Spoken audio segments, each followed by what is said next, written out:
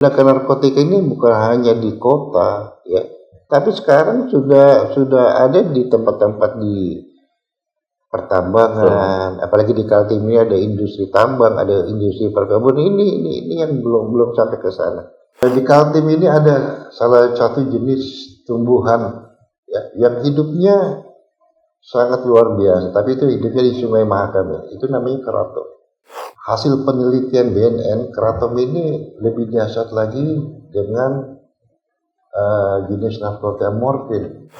Tentang negara-negara di Asia, itu sudah beberapa negara melegalkan narkoba medis maupun narkoba untuk rekreasi. Ya, warga binaan kami di sini hampir 100% semua narkoba. Bismillah Pak, di warga kami di sini zero narkoba. Kalau memang ini boleh diambil acak aja, diambil acak siapa orangnya yang ada Bapak kira-kira ini, langsung kita bawa kita tes urin. Nah itu, kami punya prison art di situ. Nah teman-teman prison art itu yang mewakili warga insan Georgia ini berikrar. Ini ikrar secara langsung di panggung di hadapan seluruh masyarakat yang ada di Kabupaten Pasir, ya, dengan one day one news. Tetap kita selipkan di situ anti narkoba, kita perang terhadap narkoba.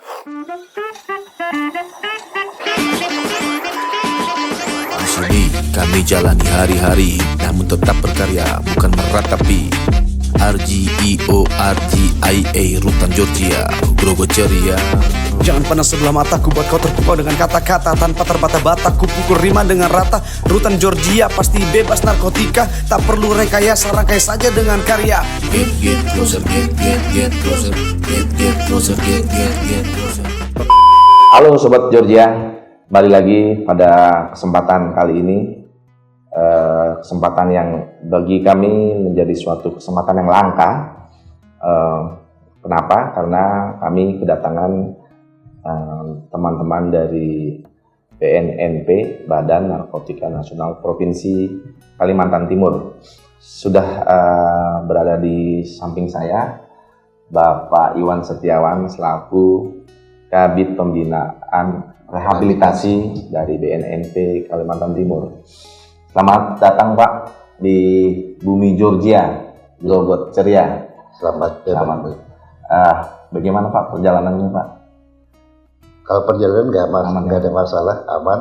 Kemudian juga memang tujuan kami ke sini memang ingin mengetahui sejauh mana kesiapan dari petugas untuk sama-sama kita membina pecandu narkotika yang menyalahgunakan narkotika. Seperti itu. Iya Pak, jadi memang sebagaimana teman-teman Sobat Georgia juga ketahui, kami secara langsung maupun tidak langsung kami perang Pak terhadap narkoba itu. Kita perang karena hampir di kami ini di sini bisa dikatakan 90% itu warga binaan kami terjerat kasus narkoba. Jadi tidak ada kata lain, kita harus berantas sama-sama nih. Saya rasa juga kayaknya di sini banyakkan pengguna juga. Mereka juga pada prinsipnya mereka tidak ingin gitu dalam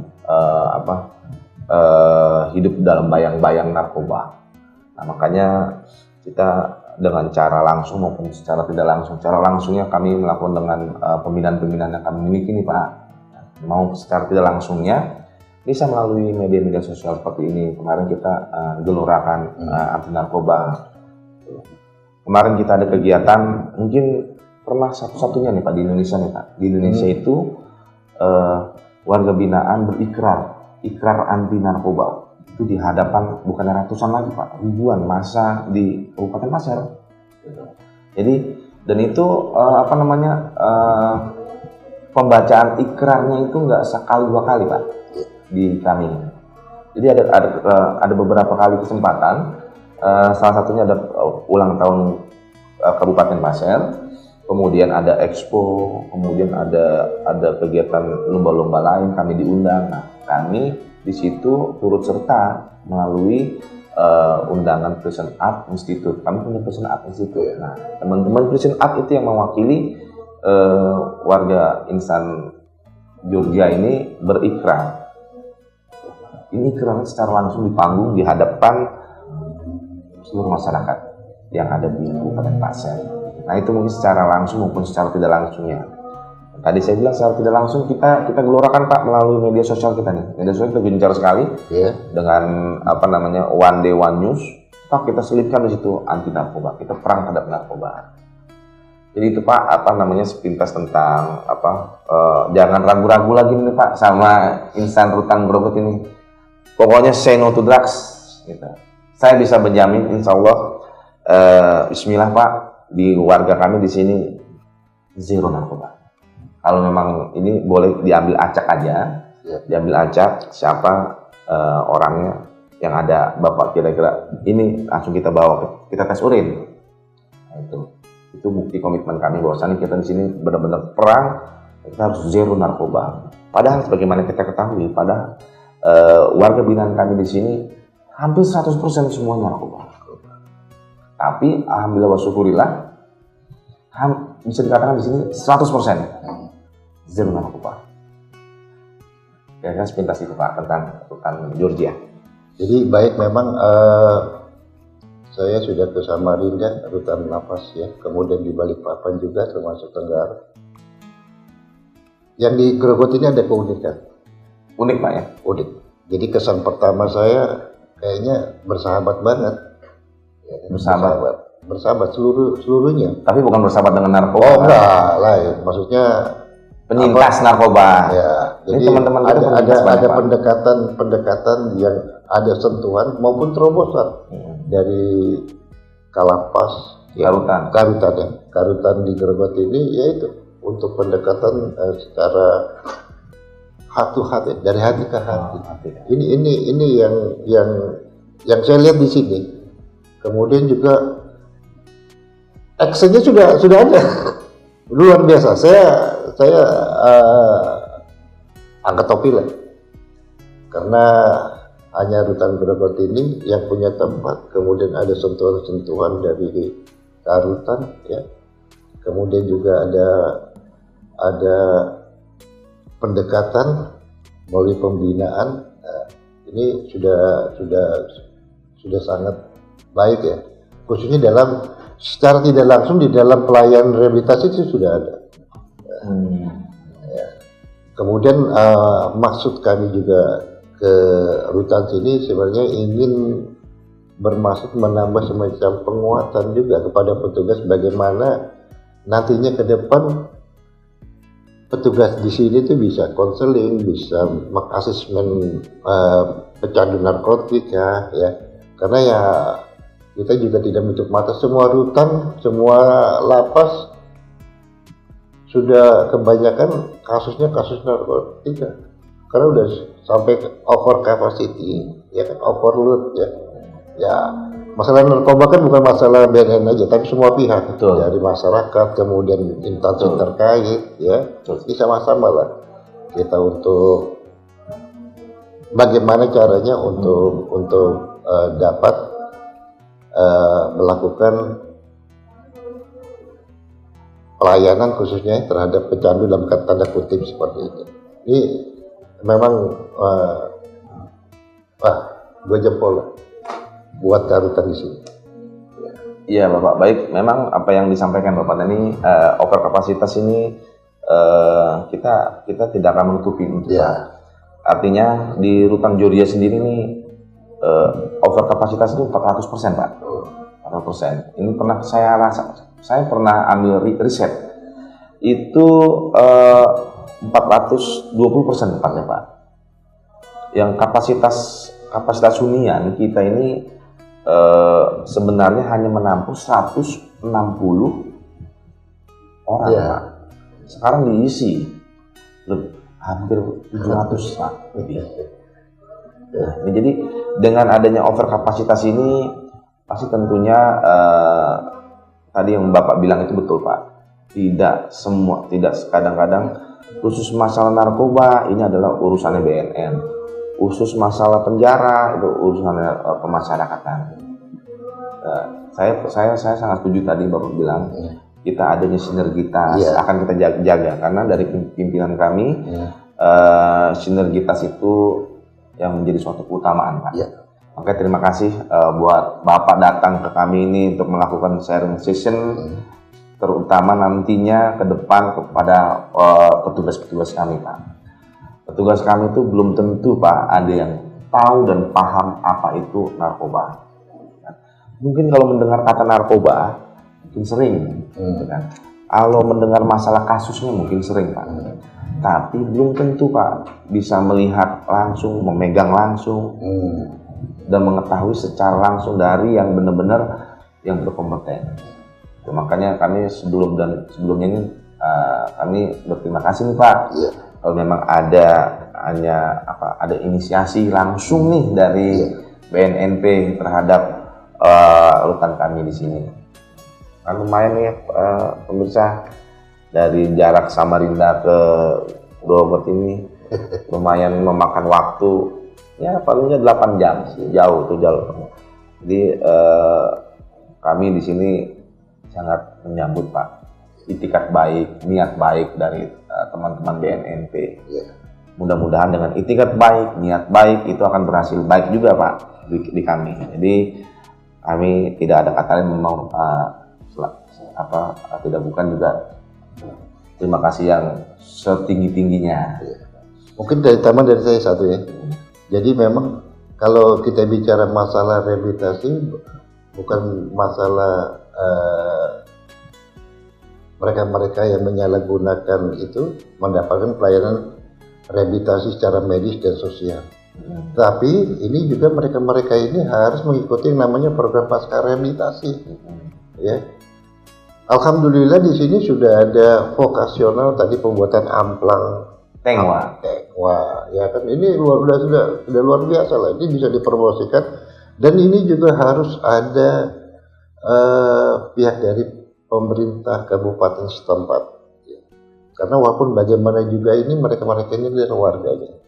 Kedepannya mereka ini harus seperti apa? Ini yang harus diberikan penguatan. Kami mungkin ada kegiatan rehabilitasi medis maupun sosial. Tolong nanti mereka ini menjadi pegangan di tengah-tengah masyarakat juga harus mendapatkan semacam penguatan secara ekonomi, ya, agar tidak akan terjadi lagi yang namanya penyalahgunaan narkotika kalau misalkan mereka di tengah-tengah masyarakat. Mungkin itu ya tadi kita bicara masalah sinergitas ya. Jadi bukan hanya kami dengan kehakiman kemasyarakatan, tapi juga harus ada campur tangan lagi dari masyarakat, pengusaha ya, pihak-pihak swasta maupun dari stakeholder dari pemerintah kabupaten setempat. Betul sekali Pak. Jadi Karutan sendiri itu menjadi anggota BNNK Pak. BNNK ini kebetulan ketuanya wakil bupati. Di beberapa kesempatan kepala rutan juga diundang di narasumber. Tapi di luar nih Pak. Di luar artinya pernah kita laksanakan di daerah Pasir Blengkong sana itu yang kira-kira jaraknya 1,5 jaman lah sana. Terus pernah juga di beberapa tempat di Komam juga pernah. Nah kita jadi narasumber di situ Pak, menerangkan arti kepada masyarakat.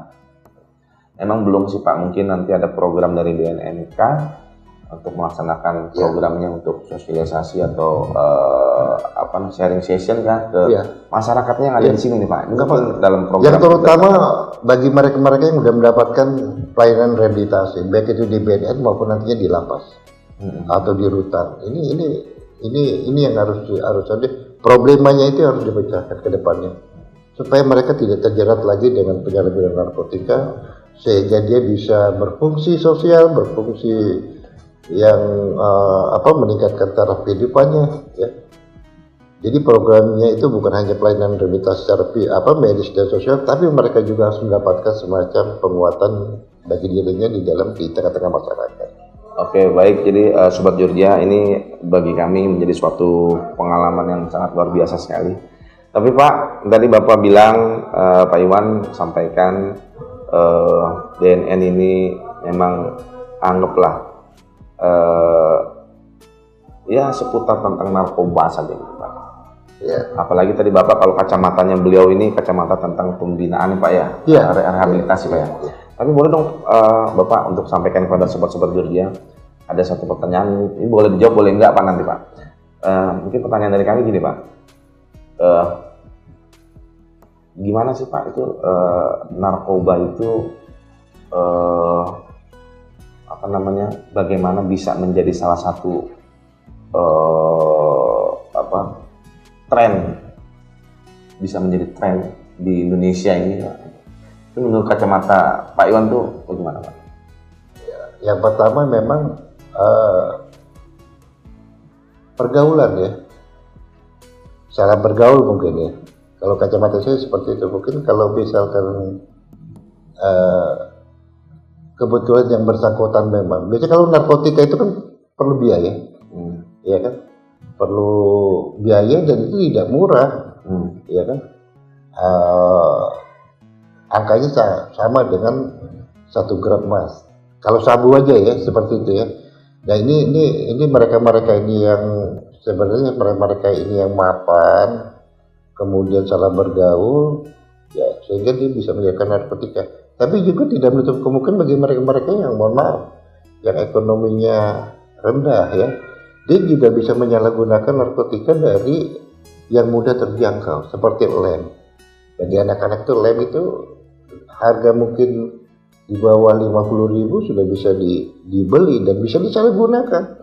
Ya, kebetulan memang kami sudah membuatkan peraturan daerah tentang hal inhaler, khususnya inhaler ya, tentang penyalahgunaan narkotika, penyalahgunaan lem itu, supaya pihak-pihak yang mempunyai warung yang menjual lem itu, kalau misalkan memang dibeli oleh anak-anak, terus ditanyakan. Ini salah satu upayanya untuk mencegah seperti itu.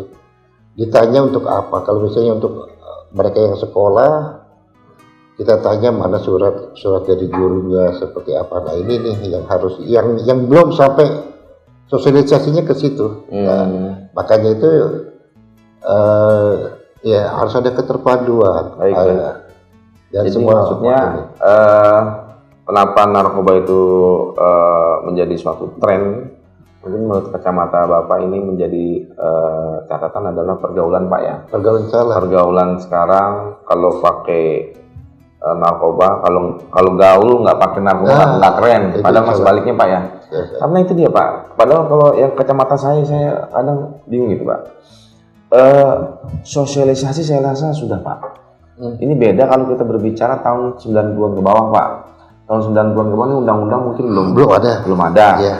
Terus masyarakat pun juga tingkat pengetahuan tentang narkoba belum ada. Wajar dibilang salah jalan ya Pak. Nah, tapi yang anak-anak yang 90 ke atas Pak, undang-undang sudah jelas ada, sosialisasi di sekolah sudah ada gitu kan. Artinya mungkin barang juga dalam bentuk secara visual juga pernah ditampilkan juga, tapi kenapa tetap jadi tren di kalangan kita ini Pak, anak-anak muda. Nah ini mungkin menjadi salah satu PR kita bersama. Saya juga tidak menitik beratkan kepada teman-teman di BNN Pak.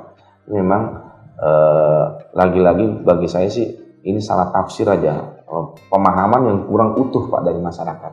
Artinya kita semua ini yang selagi ada kemampuan, ada kebijakan, memiliki kapasitas, ya mari kita perangi sama-sama narkoba. Karena kita sudah tahu nih, yang namanya dampak dari narkoba itu sangat destruktif. Ya. Sebelum kematian. Ya, bisa jadi nanti mati secara perlahan, Pak. Gitu, Pak.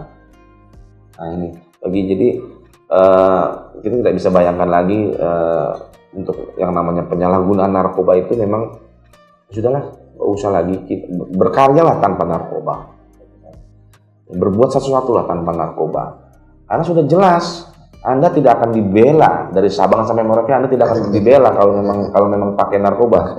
Undang-undangnya jelas, undang-undangnya pengetahuannya, sosialisasinya jelas. Contoh-contohnya, korban-korbannya ada jelas. Di penjara saja hampir semua penjara ini mayoritas dan didominasi oleh kasus narkoba. Apakah ini masih menjadi tren gitu Pak? Ya.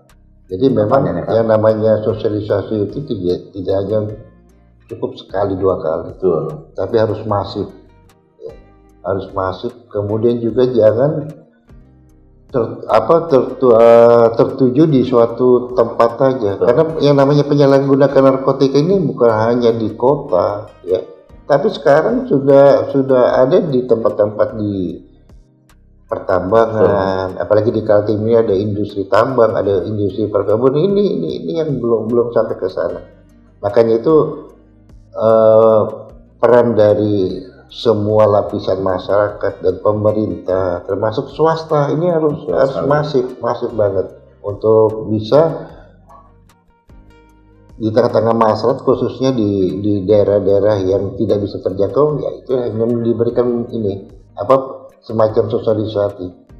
Karena memang tugas kami ini selain memberikan sosialisasi juga ya yang mendapatkan dampak daripada penyalahgunaan narkotika juga menjadi tanggung jawab kami ya untuk mereka mendapatkan pelayanan rehabilitasi agar mereka nantinya ke depan bisa pulih. Betul sekali Pak, saya sangat setuju sekali Pak. Jadi artinya apa yang kita kerjakan ini adalah di hilir gitu Pak. Iya. Di hilir nih. Nah, harapan kami ya aparat penegak hukum yang di hulu, ya. Kalau kita kan bergerak di dampaknya, kemudian di sosialisasinya. Nah, mudah-mudahan bagaimana pencegahan untuk barang ini tidak masuk gitu Pak, untuk tidak diproduksi, nah, tidak masuk, tidak diproduksi, tidak disosialisasi, tidak di marketingin. Nah ini mudah-mudahan dari teman-teman APH lain mereka bekerja juga dengan sinergi juga. Jadi biar sinergitasnya benar-benar terjalin Pak. Jadi mulai dari hilir ke hulu. Ya, itu semua bekerja. Jadi yang namanya perang sama narkoba ini nggak bisa satu sebelah pihak Pak ya, tapi yang nggak bisa dari pihak BNN saja. Kemudian juga kami dari pihak Lapas Rutan itu mendukung penuh Pak, tentunya dengan program-program yang diadopsi. Kami mengadopsi dengan kemampuan kami dan keterbatasan kami melihat dari teknik pengajaran yang ada dari teman-teman di BNN. Bagaimana kita ketahui ada therapeutic community, ada teori metadon. Nah, kita di sini juga kita praktekkan juga Pak, tapi dengan cara kita, dengan kemasan kita. Jadi mudah-mudahan ini sobat-sobat Georgia ini menjadi salah satu pemikiran buat teman-sobat di luar sana Pak. Bagaimana sih tentang sudut pandang narkoba dari pembicaraan ini? Tentunya selain berbahaya juga narkoba juga ini bisa jadi perusak mental. Jadi yang rusak ini bukan hanya sesaat, itu mental juga saya rasa rusak nih Pak. Ya Pak ya, dari sistem sarafnya bisa rusak. Jadi ada lagi satu pertanyaan nih Pak, mungkin dari kami Pak.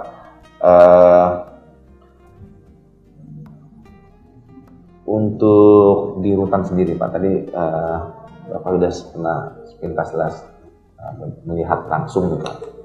Kira-kira ada masukan nggak Pak terkait narkoba ini Pak? Khususnya tentang narkoba Pak ya? Saya melihat kayaknya kalau di rutan Tanah Korokoti ini sepintas sudah melakukan action ya. Kalau saya dari bicara rehabilitasi ya, jadi sudah terlihat prosesnya seperti apa ya.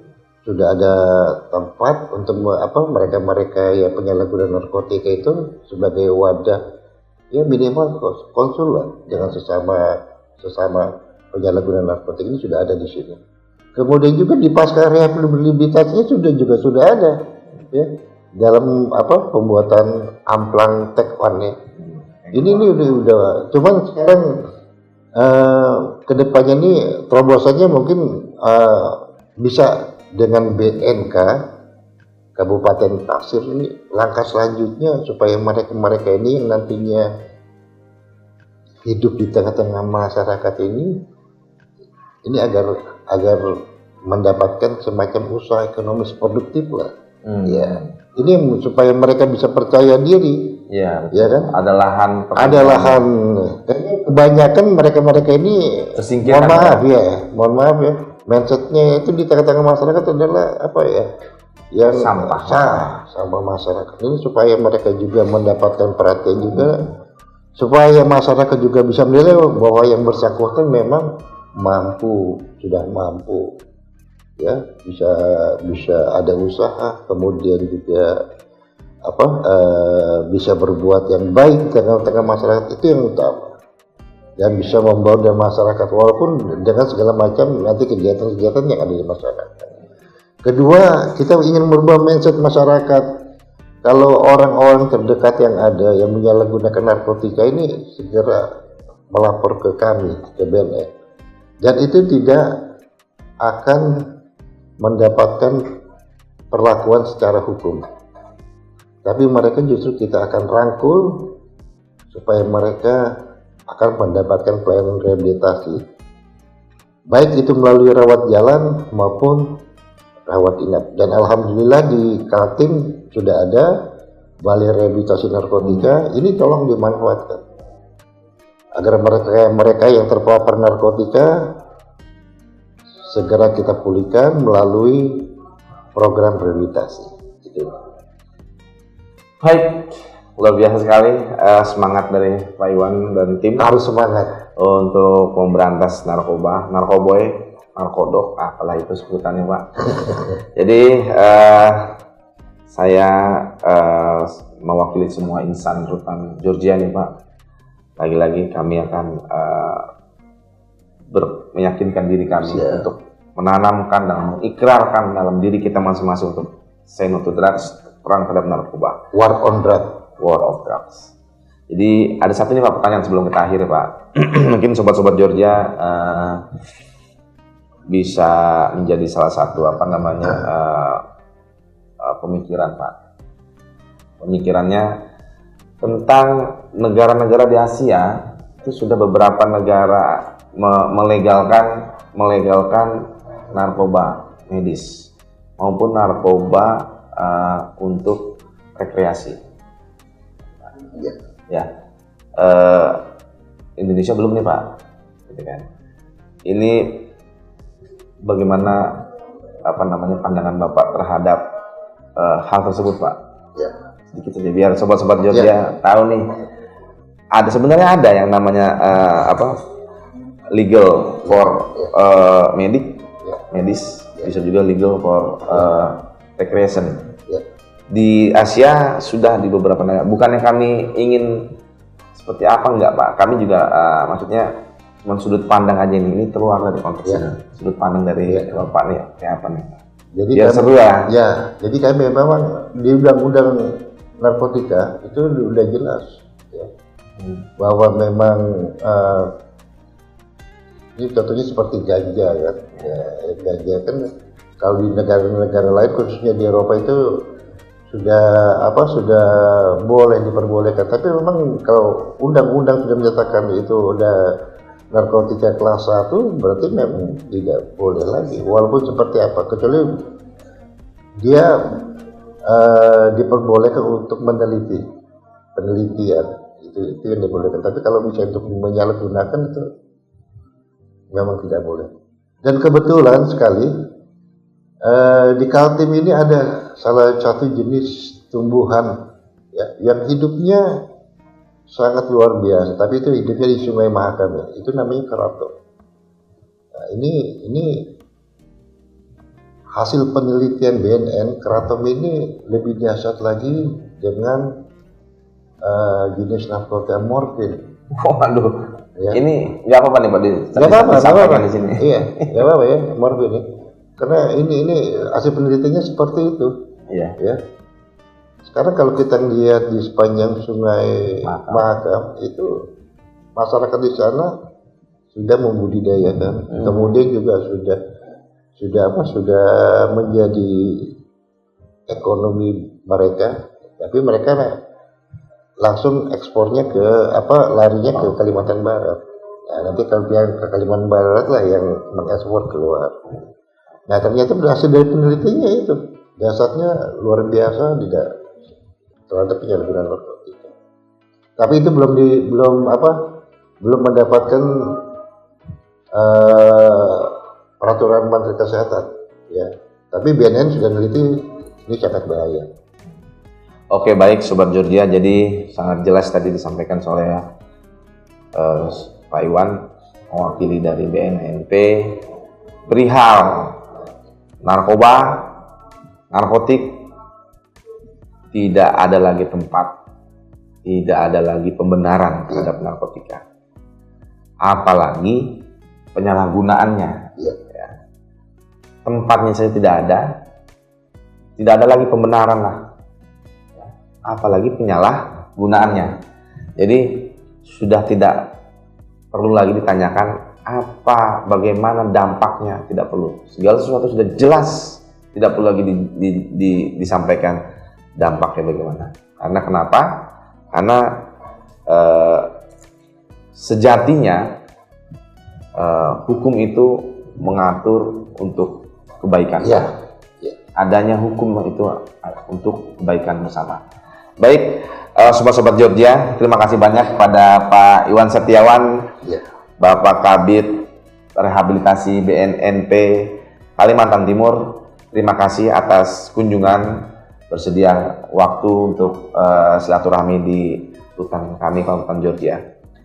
Satu kata Pak untuk rutan Georgia Pak, satu kalimat saja Pak buat penutup Pak, closing statement. Luar biasa rutan Georgia. Baik, kalau statement dari saya untuk BNN KP, maju terus, sinergitas, dan juga tetap konsisten memberantas narkoba. Ready and get closer.